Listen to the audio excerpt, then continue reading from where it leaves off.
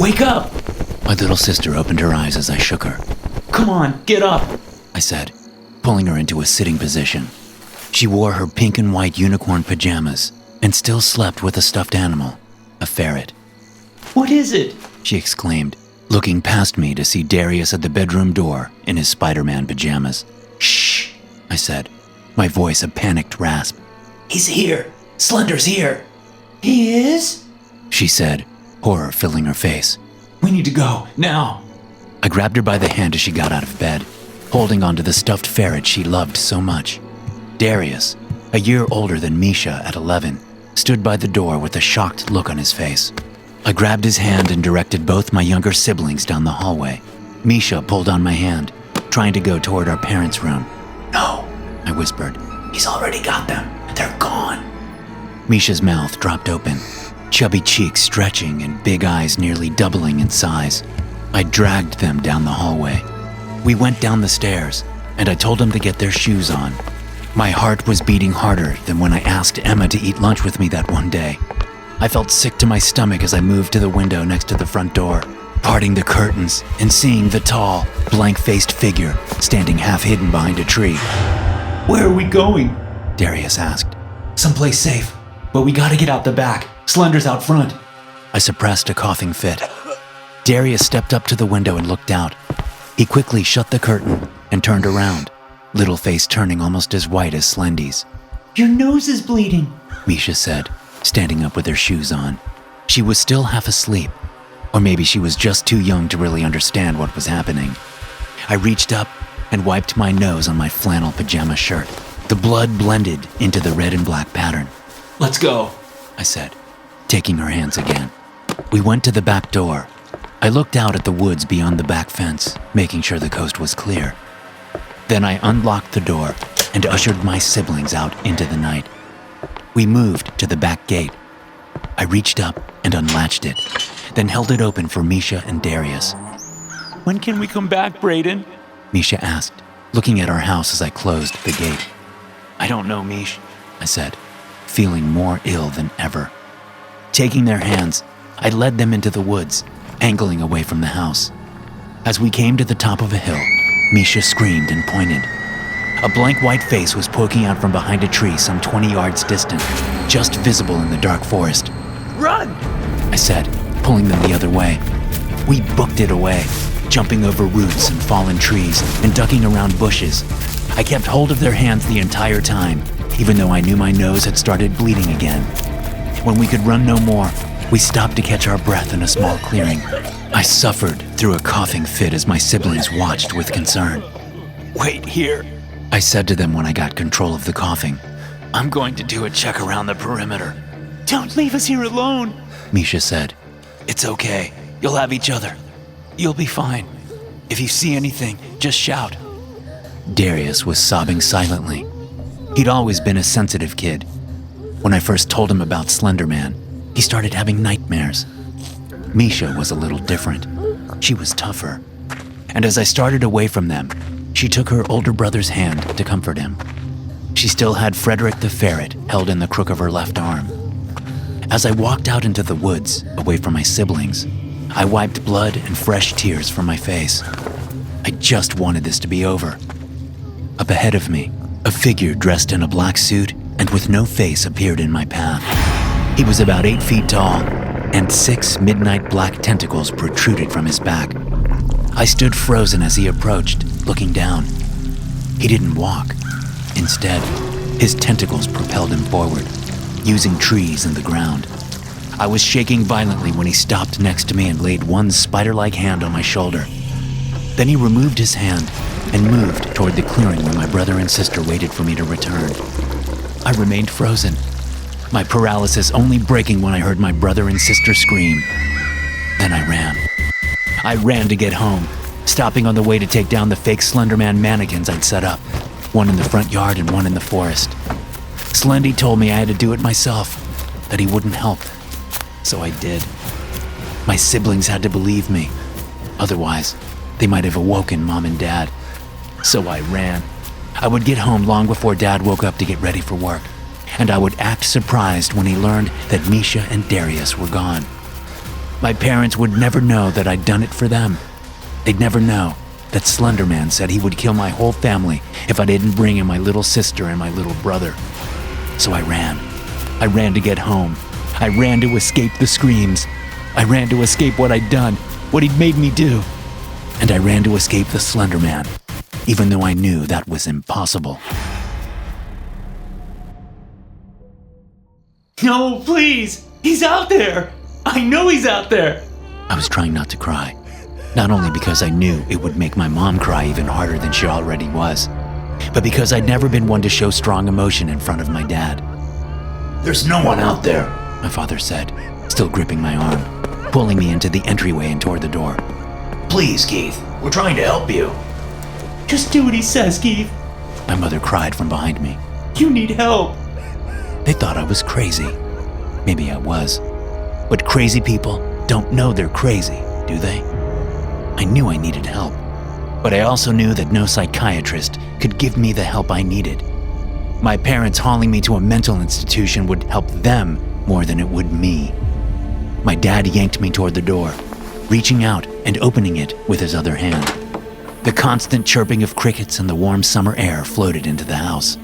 See? There's no one out there, Dad said, gesturing at our front yard before turning his head to look at me. That was when the gangly figure with the blank white face appeared next to the line of 8-foot-tall privacy bushes at the side of our yard.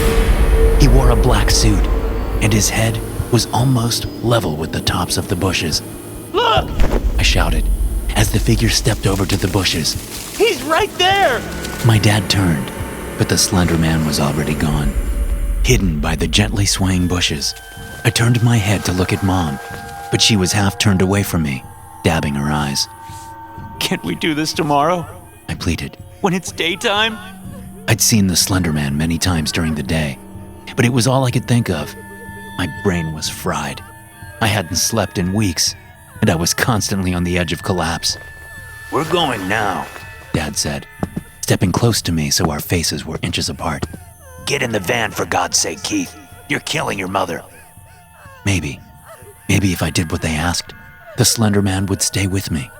Maybe he would leave my parents alone. I stopped fighting my dad and nodded.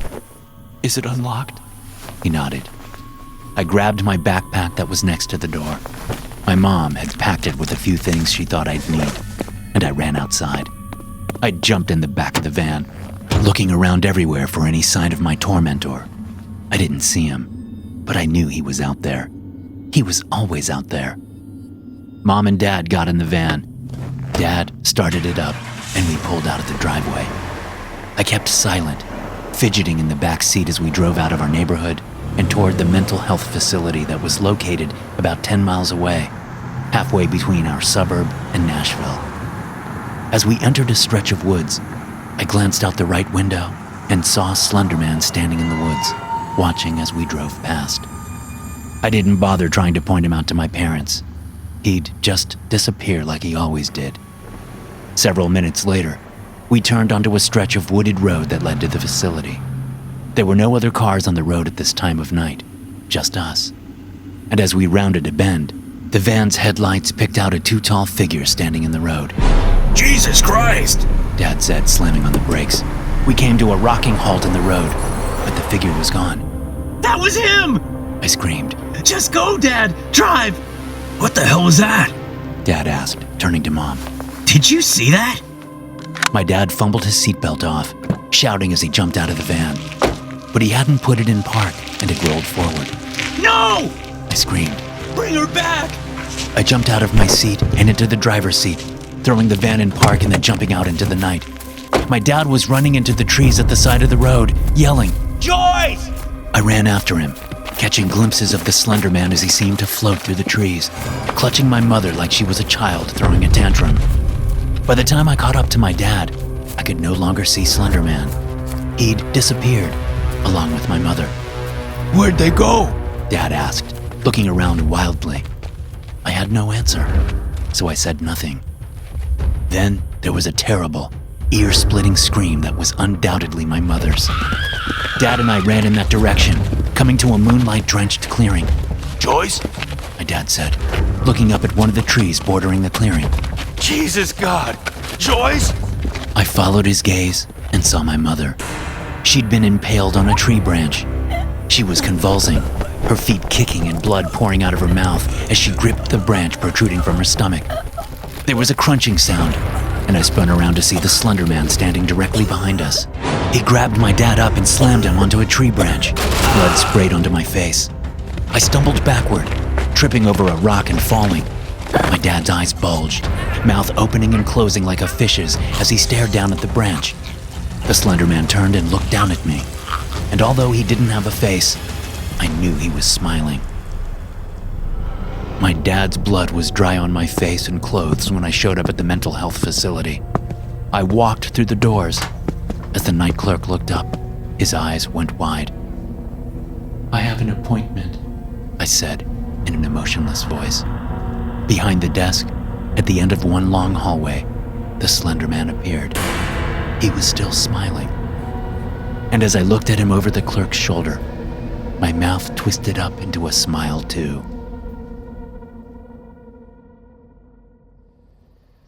Let me go!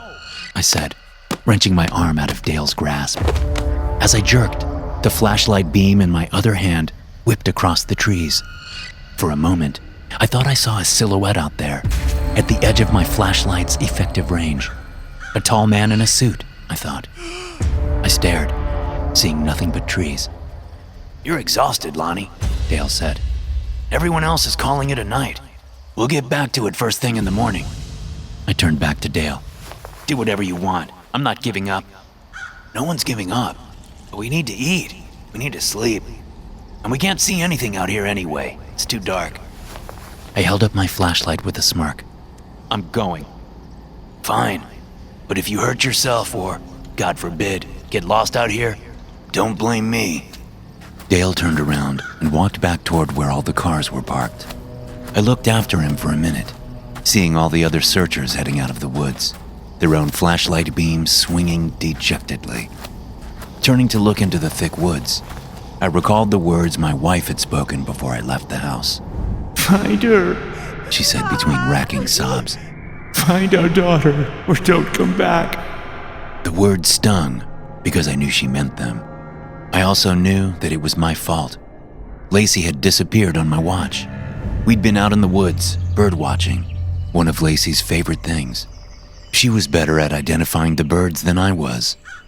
I'd brought my pair of binoculars up to look at what Lacey thought was a varied thrush bird.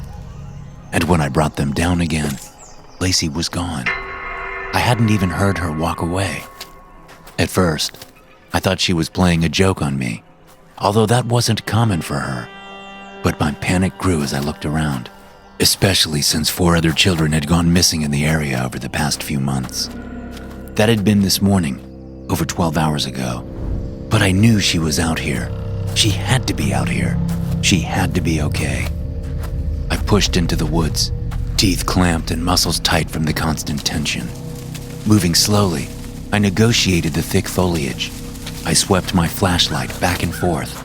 Occasionally, I called Lacey's name, hoping to hear her answer. Maybe it was because I was alone, but I had the feeling someone was watching me.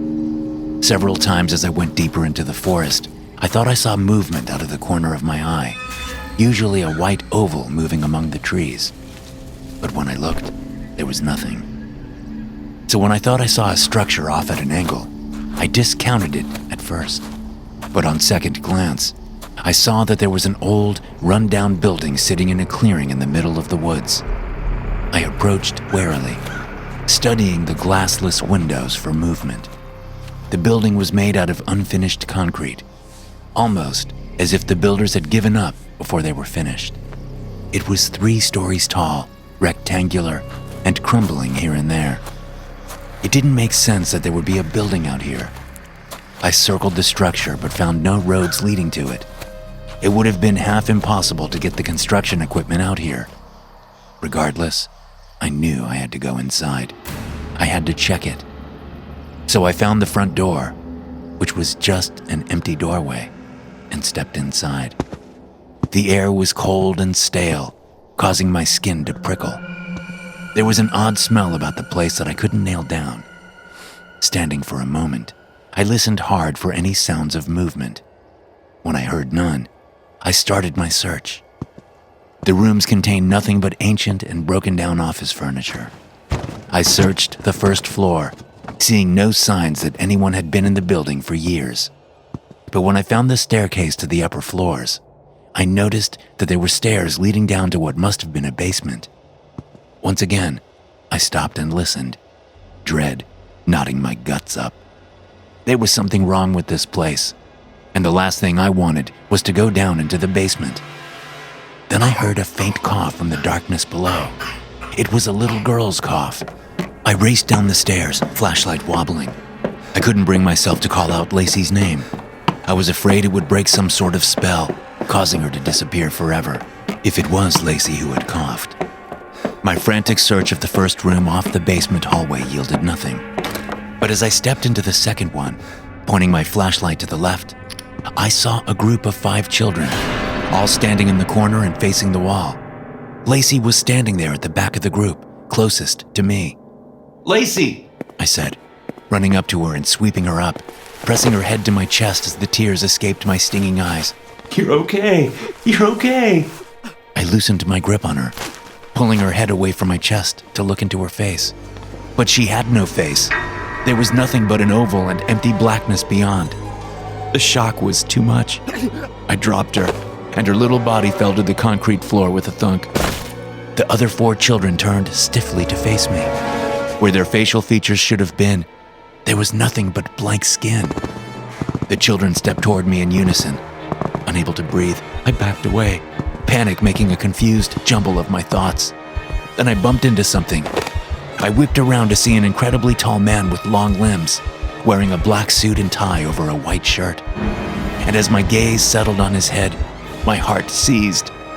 My daughter's face looked down at me from this giant's head. Hi, Daddy.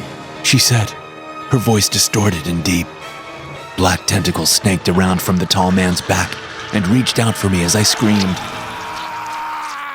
Thanks for listening. If you enjoy these stories, be sure to subscribe to the podcast and check out some more of my episodes here.